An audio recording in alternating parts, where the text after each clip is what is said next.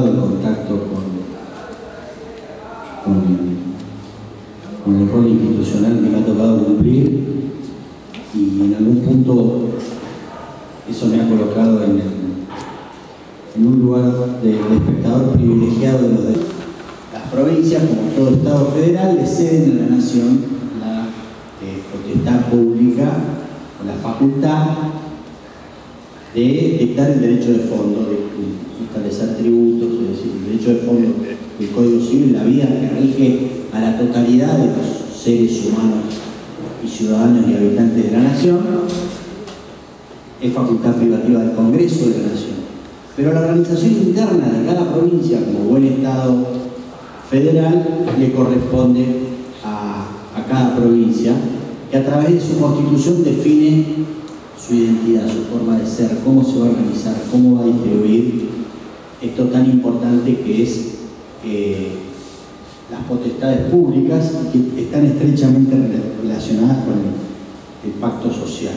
No me voy a poner a hablar de esta doctrina, pero bueno, lógicamente vivimos en una sociedad y hay que definir si se circula por la derecha o por la izquierda, si está bien matar, si hay derecho a la propiedad o no, si eso, las cuestiones esas las dirime un poder judicial o las dirime una legislatura, cómo es la legislatura, quién nos gobierna, cuánto tiempo nos gobierna, qué facultades tiene para gobernarnos, qué decisiones puede tomar cuando nos gobierna, fíjense cómo empezamos de a poquito a ir de lo que parece tan general a algo tan específico, es decir, esta potestad pública, esta decisión que toma un órgano de gobierno que de repente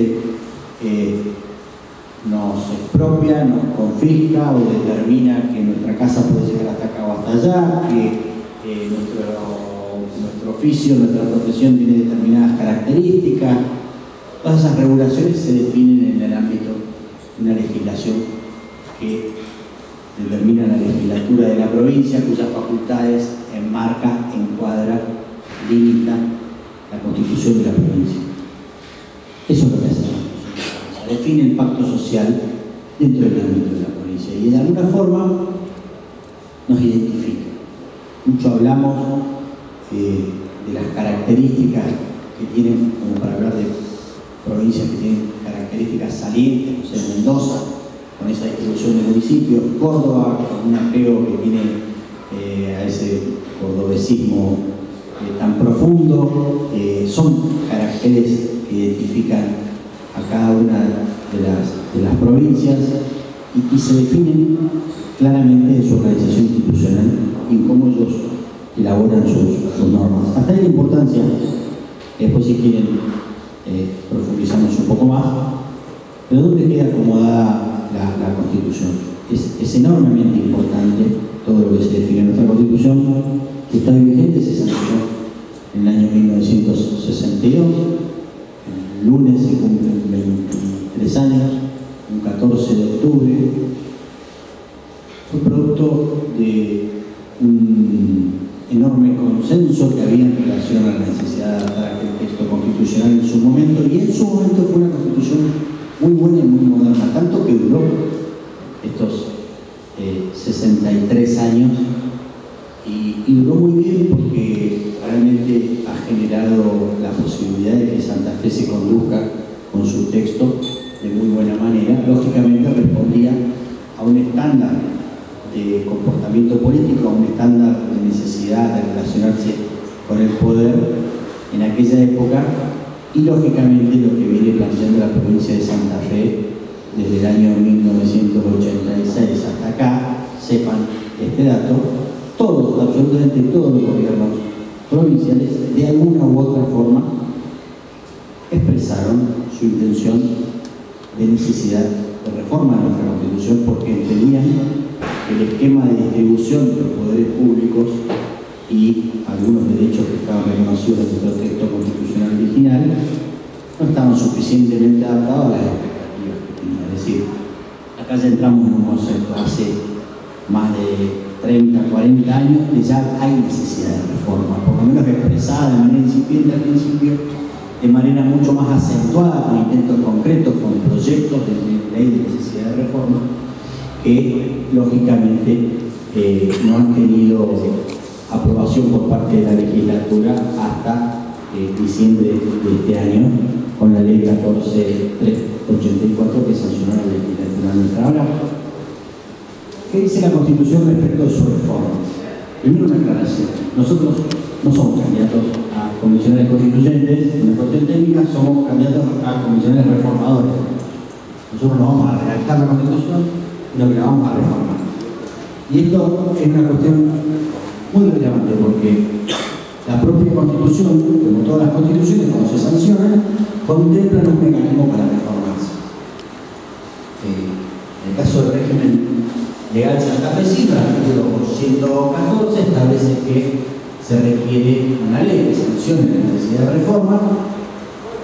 Esa ley, y ahí empezamos a ver un poco la explicación de lo que se vota el domingo, esa ley sanciona la necesidad de reforma total y parcial. Total, es abrir el texto constitucional, hagan lo que quieran, y ahí sí, de alguna forma, en términos jurídicos, se le da al convencional el poder soberano constituyente, como cuando abrir el texto, le da facultades casi ilimitadas. Realmente es muy poco común que se abra todo el texto constitucional, y la reforma parcial, que como en este caso, como parte de este debate y como parte del esquema constitucional que tiene la provincia de Santa Fe, la reforma es parcial. Y la reforma parcial tiene un mecanismo, que es más o menos este. El legislador dice, ustedes van a elegir convencionales y los convencionales se van a poder reunir para reformar estos puntos de reforma que nosotros previamente debatimos y no cualquier otro punto, porque lo contrario significa convertir una reforma parcial en una reforma total. Y los puntos están determinados en la ley que ahora voy a tratar de empezar a introducir. Fue nada más como introducción a la reforma, pero quiero ser claro, con la enorme importancia que tiene, es decir, más de 40 años de historia de democracia con vocación reformista de la Constitución de la provincia, no alcanzando su objetivo. Y el Gobierno Unido sí lo alcanzó. Y esto es parte de algo que pienso yo. Yo creo que lo alcanzó porque realmente puso a disposición la legislatura, a disposición de la sociedad, un texto que recoge la verdadera demanda social de transformación de la política santafesina. Y acá hay una segunda reflexión que la voy a repetir varias veces. Ese enorme consenso que se generó en la legislatura en diciembre de este año, el año pasado, no se tradujo en una concentración de poder. Hay otros ejemplos de normas constitucionales donde quien logró la gran mayoría, que hizo, bueno, esta es la mía, yo me la quedo.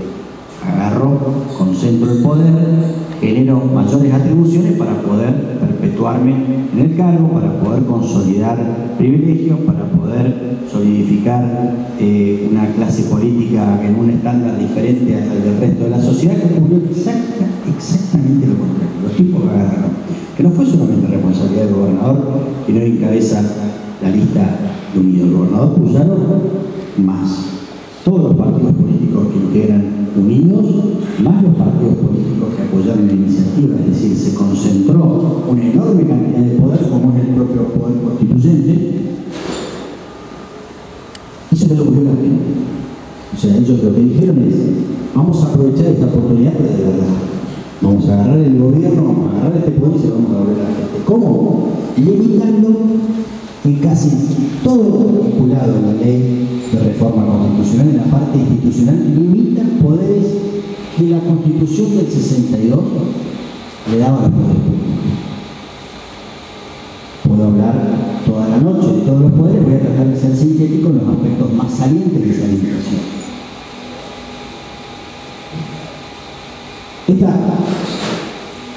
Esta reforma le devuelve a la gente el poder de decisión y lo hace con un formato de redistribución de poder que se concentra en otros organismos, como por ejemplo la autonomía al Ministerio Público de la Acusación. Hoy el Ministerio Público de la Acusación, que encabeza la acción penal y tiene a su cargo la investigación y llevar el poder político del Estado a los estados judiciales para que los delincuentes sean castigados, tiene una autonomía muy relativa, una autonomía otorgada por ley, y darle jerarquía constitucional, que bueno, va a ser parte del desafío, y encontrar un modo de redacción de una verdadera autonomía, lo va a convertir en un verdadero cuarto poder o un extrapoder dentro de los tres poderes del Estado. Es muy importante otorgarle esa autonomía, por eso lo hace el propio poder público, porque ¿qué podría haber dicho? Darle facultad a la legislatura para regular. Sin embargo, ¿qué dice? Le vamos a dar autonomía y jerarquía constitucional